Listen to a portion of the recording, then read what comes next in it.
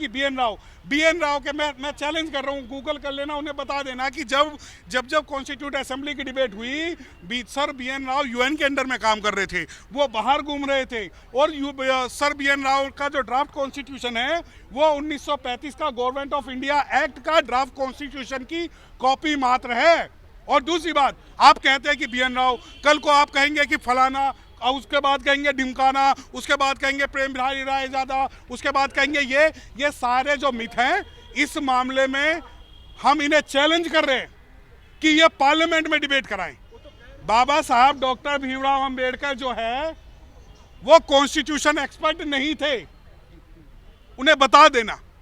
बाबा Saheb doctor Bhimrao Ambedkar constitution maker नहीं थे, वो एक इकोनॉमिस्ट थे, और उनकी जो थीसिस थी वो इकोनॉमिस्ट में थी। जब बाबा साहब को ये पता लगा कि अच्छा संविधान बनाना है और इन्हें पूरी दुनिया में कोई नहीं मिला, तो बाबा साहब ने कहा लाओ मैं इसको 2 साल 11 महीने और 18 दिन में बना के रख देता हूं।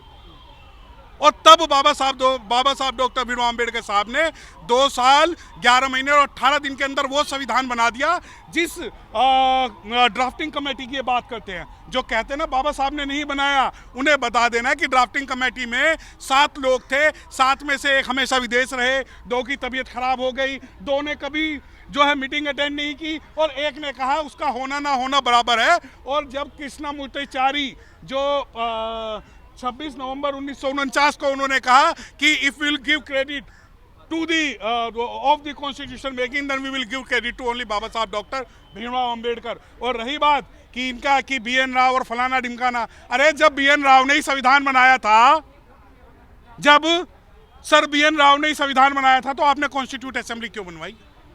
देखो पहले जो आप मुझसे सवाल कर रहे हैं, मैं इस सवाल के ऊपर आप सभी को एक लीगल नोटिस भेजूंगा।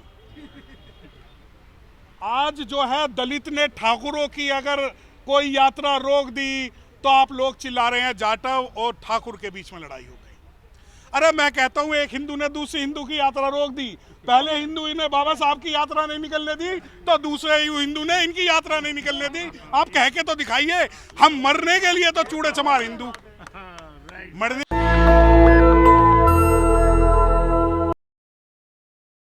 देखिए, अगर कोई कुकुरमुत्ता हमसे कोई सवाल करेगा तो क्या जवाब देंगे? हम मर्सिडीज में बैठे हुए वो व्यक्ति हैं जो गली में भौंकने वाले कुत्तों का जवाब नहीं देता, और जिसका आप नाम ले रहे हैं कि उस वकील ने या उसने, अरे आप तो अभी 50 चैनल वाले हो, 1000 चैनल के सामने डिबेट करवाना, वक्त आने दे बता देंगे तुझे आसमां। जिस बी एन राव की ये बात कर रहे हैं ना, वो बी एन राव तो देखिए जितने भी संविधान सभा के सदस्य थे मेरे लिए सब सम्मानीय हैं, चाहे वो मुंशी के एम मुंशी हो, चाहे वो सर बी एन राव हो। लेकिन मैं ओपनली आपको चैलेंज कर रहा हूं, sir B N Rau was not a member of constitute assembly at all.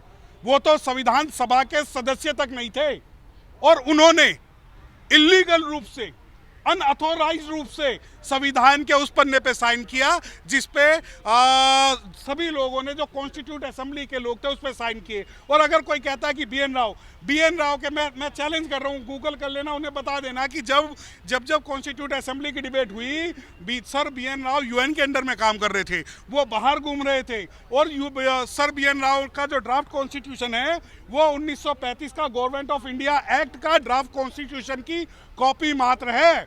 और दूसरी बात, आप कहते हैं कि बी एन राव, कल को आप कहेंगे कि फलाना, और उसके बाद कहेंगे ढिमकाना, उसके बाद कहेंगे प्रेम बिहारी रायजादा, उसके बाद कहेंगे ये सारे जो मिथ हैं, इस मामले में हम इन्हें चैलेंज कर रहे हैं कि ये पार्लियामेंट में डिबेट कराएं। वो तो कह रहे हैं ना बार-बार कि डॉक्टर अंबेडकर ने अकेले संविधान लिखा ही नहीं है। नहीं, देखिए ये बात बिल्कुल सही है कि बाबा साहब ने अकेले संविधान नहीं लिखा, ये भी मैं सहमत हूँ कि बाबा साहब ने अकेले संविधान नहीं लिखा, क्योंकि संविधान बाबा साहब से लिखवाया गया जब ये लोग भीख मांगने विंस्टन चर्चिल के पास गए थे और उनसे एक रिक्वेस्ट कर रहे थे, kindly suggest the international constitution maker name.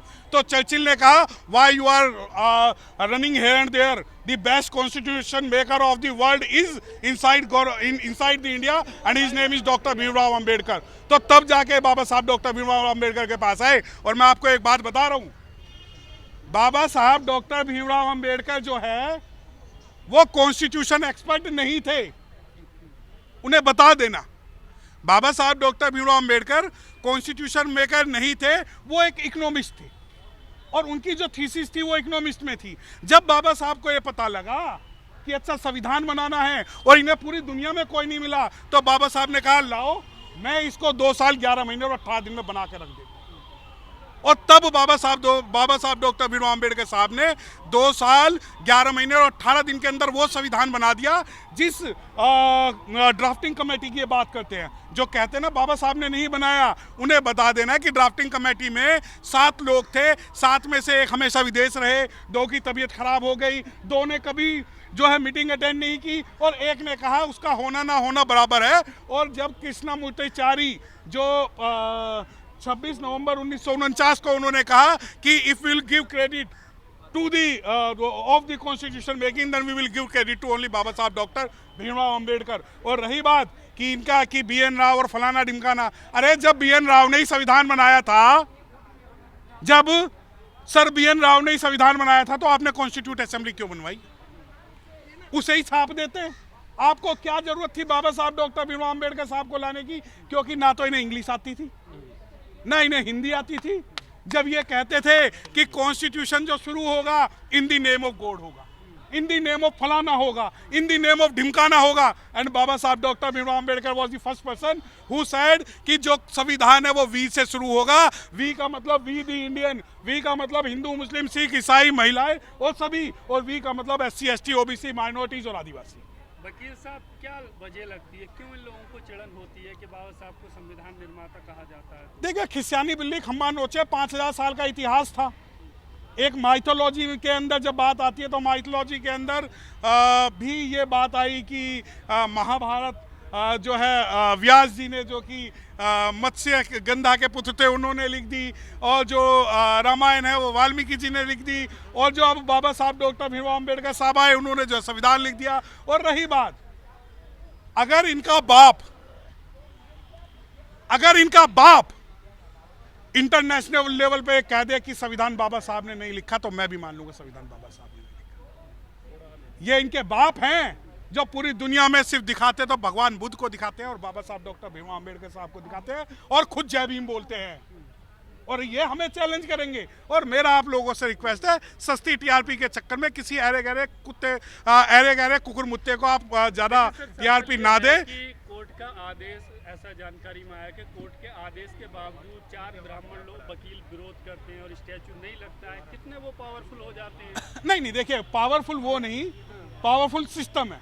अब मैंने एक स्टेटमेंट दिया और स्टेटमेंट मैं दोबारा देता हूं कि जिस भारत के chief justice of India schedule caste Ambedkarite, उसी भारत के कानून मंत्री जो है शेड्यूल कास्ट अम्बेडकराइट, उसी भारत के स्टेट के अंदर जो चीफ जस्टिस है शेड्यूल कास्ट अम्बेडकराइट, और उस जिले की जो DM है वो भी शेड्यूल कास्ट अम्बेडकराइट।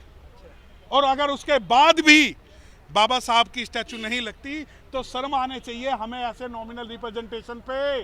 ये वही लोग हैं जिसके बारे में बाबा साहब डॉक्टर भीमराव अम्बेडकर साहब ने कहा कि ये जो है रियल रिप्रेजेंटेशन नहीं, ये जो है पूना पैक्ट की जो है वो सिंबल्स हैं। और लोगों को हिंसावादी गिनती में किया जा रहा है, और ये जो रोड क्या नाम है, ठाकुरों का रास्ता बंद कर दिए, कलश यात्रा ठाकुरों की जो रोकी दलितों ने, उस पर चर्चा हो के लिए तो चूड़े चमार जो है हिंदू है। अरे भाई एक बात बताओ, जब वो लोग शेड्यूल कास्ट के इलाके में आके शेड्यूल कास्ट की महिलाओं के साथ बदतमीजी करेंगे तो संविधान अधिकार देता हमें प्रोटेक्शन का। और रही बात यात्रा रोकने की, या ये नहीं, ये हमारी लड़ाई नहीं है, हमारी लड़ाई बिल्कुल नहीं है। और ना ही मैं इस बात पे प्रफुल्लित हूं कि वहां रोक दी गई, क्योंकि हम वो लोग हैं जो संविधान जब हमें अधिकार देता है निकालने का और तुम हमारा विरोध करोगे तो संविधान हमें भी तुम्हारा विरोध करने का अधिकार देता है। और जब तुम कहते हो कि इन्होंने यात्रा रोक दी, अरे सवाल यह है या तो तुम हमें हिंदू नहीं मानते, और हिंदू मानते हो तो जाटे हो ठाकुर कहां से आ गए। आपको यह लिखना चाहिए था कि हिंदू ने हिंदू की यात्रा रोकी, परंतु आप वो इसलिए नहीं रुक रहे कहीं ऐसा ना हो कि इनके जो सो कॉल्ड हिंदू हैं वो राज ही करने लग जाए। दूसरी बात, यात्रा रोकना, देखिए मैं खुल के इस बारे में आपसे कह सकता हूं, अगर हम वो लोग हैं जो खाल उतार के जूते बना देते हैं, तो यात्रा उतारना तो बहुत, यात्रा वात्रा तो ये छोटी बातें हैं। अब हम आपको दिखा देंगे कि वक्त आने दे, बता देंगे तुझे आसमां। हम अभी से क्या बताएं, क्या हमारे दिल में है। बाबा साहब को चैलेंज करोगे तो पूरे समाज में पूरे देश में इस घटना की चर्चा हुई, प्रशंसा हुई कि ये काम जो है बहुत अच्छा नहीं, है, नहीं, इस अभी तरह से प्रतिकार करना चाहिए, तभी जो है ये हमले बंद ना, होंगे, ना, ना। जैसे दलितों की बारातों पर और जो दूसरे घटना होती है। देखिए, मैं आपको दो चीज़ बता दूं कि अभी एक सवाल आया था कि दलित लोग हिंसक हो गए हैं, प्रतिकार कर रहे हैं। मैं उन सभी लोगों को 3 एग्जाम्पल देता हूं कि भगवान बुद्ध के पास एक बार राजा बिम्बिसार गए और उन्होंने कहा कि जितने भी आज सैनिक है वो संघ में परिवर्तित हो रहे हैं, तो भगवान बुद्ध ने ये कहा कि सैनिकों का जो प्रथम कर्तव्य है वो सेना में जाना है, संघ में जाना नहीं है। और दूसरी बात, जब काला राम मंदिर सत्याग्रह हुआ तो बाबा साहब जो है वो खुद हाथ में लठ लेके आगे गए, और जब महान सत्याग्रह हुआ तो तब बाबा साहब डॉक्टर भीमराव अम्बेडकर ने भीड़ का नेतृत्व करते हुए लठ हाथ में लेके जो है वो आगे रहे, और जिस जगह पे आज यहाँ खड़े हुए हो, इस जगह का इतिहास बता दूं कि बाबा साहब वो थे कि जिन्होंने यहाँ पर लठ भी चलाए और कानून से भी लड़ाई लड़ी। और ये इतिहास अगर आप खोद के देखोगे तो ये जमीन वो है। और ये जो सिंबॉलिक प्रोटेस्ट है, सिंबॉलिक प्रोटेस्ट मतलब कि हम बुद्धिस्ट हैं, हम अम्बेडकराइट हैं, लेकिन हम कायर नहीं हैं। और कायर इस वजह से भी नहीं है कि अगर आप हमें प्रतिकार करोगे तो हम वो लोग हैं जो बदला लेना भी जानते हैं, संविधान के हिसाब से सारी चीज़ें करना जानते हैं। तो ये जो यात्रा, ये कुछ छोटी बातें हैं। जिस दिन पूरा बहुजन समाज सड़कों पे आएगा, पूरा बहुजन समाज अपने अधिकारों की लड़ाई लड़ेगा, तो यात्रा वात्रा, मुझे एक बात बता दो कि जब तक उत्तर प्रदेश के अंदर बहन कुमारी मायावती की सरकार थी, कितनी यात्रा रोकी गई, कितनी घोड़ियाँ रोकी गई, कितने लोगों को मारा गया। और पूरे जब इस यमुना के इस किनारे पे जब वो कांग्रेसी लेटे हुए थे, तो यमुना के उस किनारे पे SC ST OBC और बहुजन महापुरुष बहन जी ने जो स्थापित कर दिए। तो जब सरकार हमारी होगी तो तब हम आपको बताएंगे।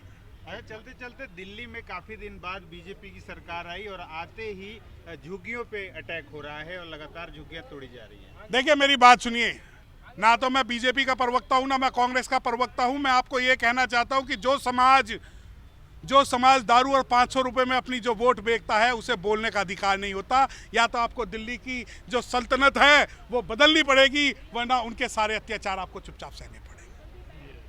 तो जहां झुकी वहां मकान वाला फॉर्मूला ना, देखिए, आप मेरी बात सुनिए, मैं आपको एक इतिहास बता दूं। जहां झुकी वहां मकान जो है, पूरी दुनिया के अंदर जहां